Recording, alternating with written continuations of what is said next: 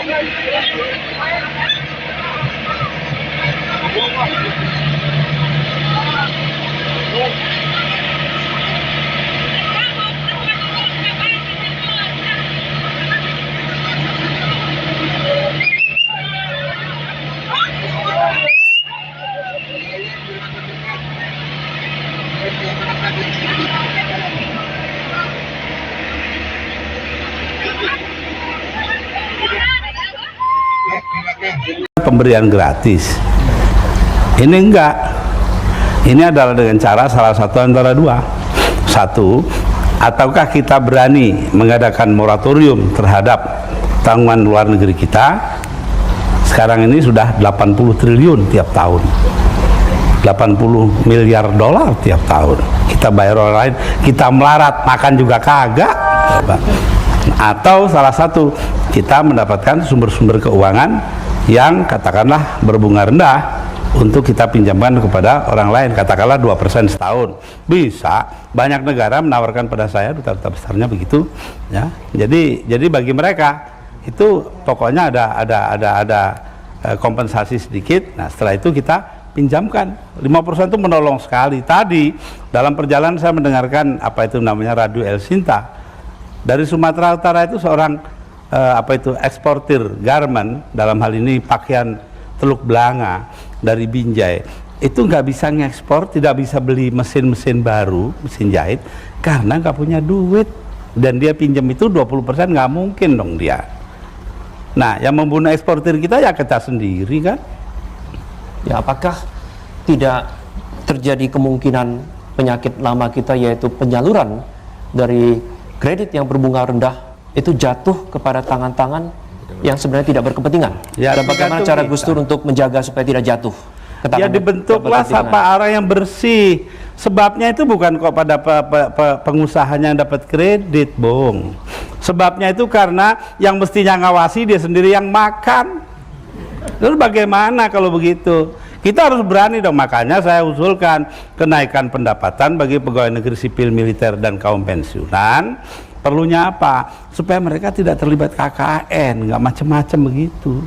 Pak Gus Dur, tadi dikatakan bahwa salah satu yang ingin dilakukan perubahan pada sistem pendidikan. Kira-kira perubahan seperti apa yang Pak Gus Dur tawarkan nanti jika terpilih lagi sebagai presiden? Ya, perubahan ke arah perbaikan dong. Artinya kita pertama ya harus membuka pasaran dalam negeri. Masa bangsa 210 juta orang, market atau pasaran cuma segini-gininya tuh. Ya Allah. Kalau saya condong saya itu kita nggak perlu ekspor banyak-banyak kok, secukupnya aja. Ini dalam negeri sendiri buka ya, tapi tergantung, asal kreditnya mahal yang nggak bisa. Bukan dalam perubahan sistem pendidikan, Pak Gus Dur. Oh, pendidikan, maaf saya belum kelar semuanya, tetapi pendidikan didasarkan kepada basis basis masyarakat. Jadi apa yang oleh Dom Helder Camara, mendiang Uskup Agung Recife, Rosalinda di Brasil, dikatakan education de comunidade de base, pendidikan yang berdasarkan kepada komunitas basis. Di kita diperkenalkan dengan tentu saja mengadakan penyesuaian dan kebutuhan kita oleh mendiang Romo Mangunwijaya. Ya. Nah, banyak orang-orang yang menjadi murid beliau, menjadi pengikut beliau dan memahami beliau. Jangan kayak sekarang, semuanya didasarkan pada pendidikan formal. Lah padahal dengan pendidikan formal, orang yang ngaji, orang yang jadi kongregasi, nggak punya ijazah tapi punya kemampuan, mau diapain? Ya. Pak Gus Dur, waktu masih ingat mungkin ketika di SMAP, Pak Sumatri, seorang guru memberikan kepada Pak Gus Dur sebuah karya dari Lenin, What is to be done?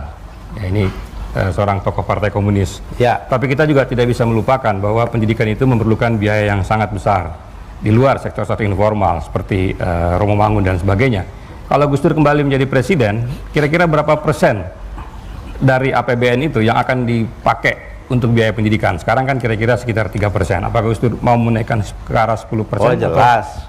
Karena pendapatan masyarakat melalui pajak akan menjadi sangat besar, ya. Maka dengan sendirinya ya otomatis anggaran belanja untuk pendidikan menjadi sangat besar. Jadi jangan dihitung persentasinya begitu. Saya sih bekerja menurut aturan-aturan yang ada ya. Ketetapannya begini ya begini ya. Tetapi bahwa jumlah absolutnya itu penting sekali. Ya, kemarin Rektor UI mengatakan pada saya bahwa UI setiap tahunnya menghabiskan 260 miliar rupiah. Ya Tuhan, kasihan amat. Ya paling enggak itu kan ya udah 1 triliun rupiah. Sedangkan kita mempersenjatai Hansip aja gede banget. Oke. Baik Gus Dur, kita akan kembali setelah pilihan yang satu ini. Pemirsa, tetaplah bersama kami di Who Wants to be the President. Pemirsa, terima kasih untuk tetap bersama kami Who Wants to be the President. Gus Dur, nampaknya tidak hanya panelis ya, tapi juga audiens sudah tidak sabar untuk mengajukan pertanyaan. Ya silakan. Ya, kami akan lemparkan dua pertanyaan dulu. Dua pertanyaan dan kami harapkan pertanyaan dapat timbul dari berbagai macam aktivis, misalnya dari mahasiswa, dari praktisi manajemen atau dan lain sebagainya. Ya silakan. Tolong sebutkan nama dan singkat saja. Nama Andi Kusnanto, saya masyarakat biasa. Yang saya ingin tanyakan adalah masalah yang krusial di Indonesia adalah utang. Yang saya tanyakan pada Gus Dur adalah bagaimana Gus Dur nanti ketika menjadi presiden membayar utang caranya. Soalnya itu calon presiden yang lain tidak ada yang menyinggung seperti itu. Yang kedua adalah bagaimana setujukah Gus Dur ketika kita lihat bahwa Indonesia sebagai suatu perusahaan, bahwa Indonesia sangat bangkrut di sini, banyak utangnya. Bagaimanakah Gus Dur, apakah setuju kalau ada usulan bahwa Indonesia itu dilikuidasi, diganti menjadi apakah namanya, apakah yang tadi sistem yang disebutkan Gus Dur tadi itu dilikuidasi, semuanya dilikuidasi, diganti dengan baru. Apakah seperti itu Gus Dur setuju atau bagaimana? Saya tidak Oke, setuju. mungkin kita ke pertanyaan berikut. Silakan. Bapak yang itu dulu, Pak. Mungkin. Ya. Assalamualaikum warahmatullahi wabarakatuh. Selamat malam Bapak mantan Presiden Republik Indonesia, Kiai Haji Abdurrahman Wahid. Nama saya Abadi, saya adalah salah satu pengusaha kecil yang termasuk tertindas di negeri ini. Mudah-mudahan Bapak jadi presiden nanti supaya saya bisa jadi Lim Sulyong jilid 2. Terima kasih. Pertanyaan saya, di situ dalam Undang-Undang Dasar dikatakan bahwa tanah dan air adalah milik negara. Nah, sampai saat ini semua tanah dan air kita di Indonesia ini sudah bukan milik kita lagi, Pak Gus Dur. Semua sudah milik orang asing dan juga sudah semuanya milik keluarga pejabat dan kroni-kroninya, milik rakyat nggak ada lagi. Nah, apakah nanti Gus Dur dapat memperjuangkan jika tanah yang ada di rumah saya itu terdapat emas, berlian dan gas bumi akan menjadi milik saya? Apakah Gus Dur bersedia nanti memperjuangkan merubah undang-undang dasar tersebut? Itu pertanyaan saya pertama. Sehingga kalau itu bisa berubah nanti menjadi milik rakyat, maka insya Allah rakyat Indonesia ini akan menjadi kaya raya. Pertanyaan saya yang kedua adalah bahwa UKM ini kelihatannya is only a wish and is only a dream. Kelihatannya masih jauh daripada jauh panggang dari apinya. Jadi menurut saya Gus, Tidak ada salahnya kalau departemen UKM itu sebaiknya dibubarkan saja, Gus. Lebih bagus biaya pembiayaan departemen itu diberikan saja kepada kredit kecil. Itu jauh lebih baik, Gus. Terima kasih. Assalamualaikum warahmatullahi wabarakatuh. Silakan dijawab dulu, Gus Dur. Ya. Tentang bayar utang dan likuidasi tadi.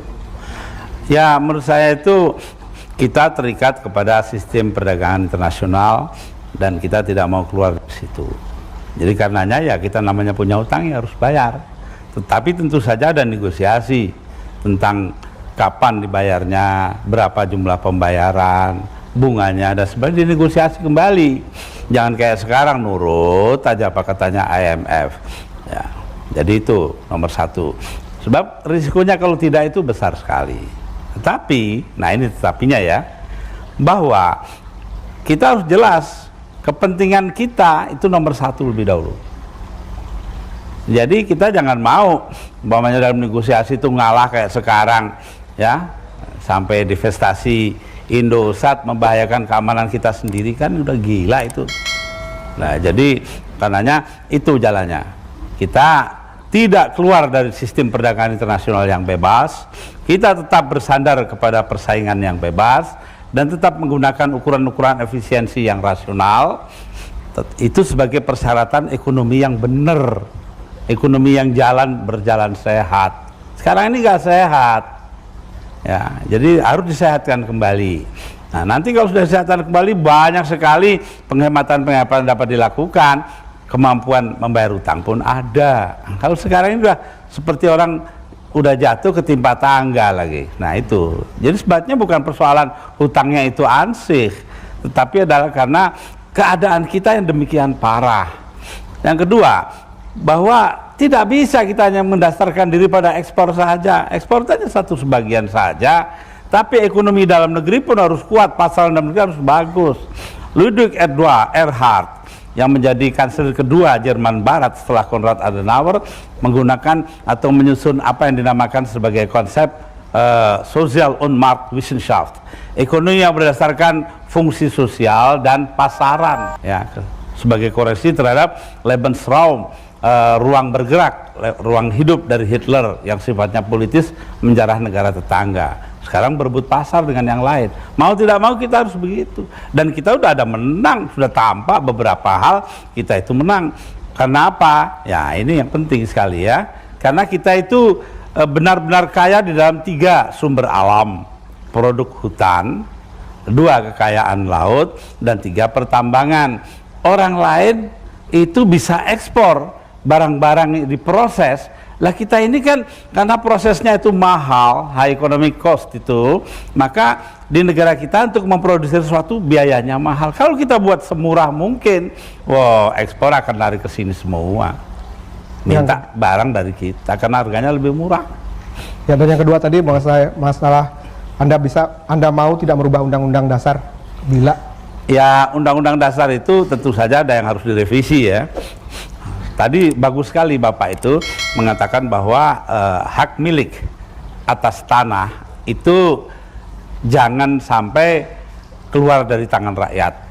Memang ya ironis toh sekarang kalau ada orang punya tanah ya, nah kemudian ditemukan minyak, dia nggak punya apa-apa, kata orang Jawa ngaplo, nggak dapat apa-apa. Ya, ini nggak bisa. Bahwa dia yang ada di situ, minyak ada ditemukan di tanah dia, ya dia yang berhak. Kalau memang dia punya hak atas tanah itu. Jadi memang saya setuju Undang-Undang Dasar harus direvisi dalam hal ini. Tetapi ya, revisi Undang-Undang Dasar itu tidak gampang, Pak. Ya itu harus kita usahakan bergenerasi-generasi. Lama ya Gus? Lama. Nah, mengenai UKM yang dibubarkan aja UKM, Pak. Ya? Untuk UKM selalu menjadi hanya bukan pembicaraan saja, tidak ada realisasi. Apakah departemen UKM dibubarkan aja? Saya minta pada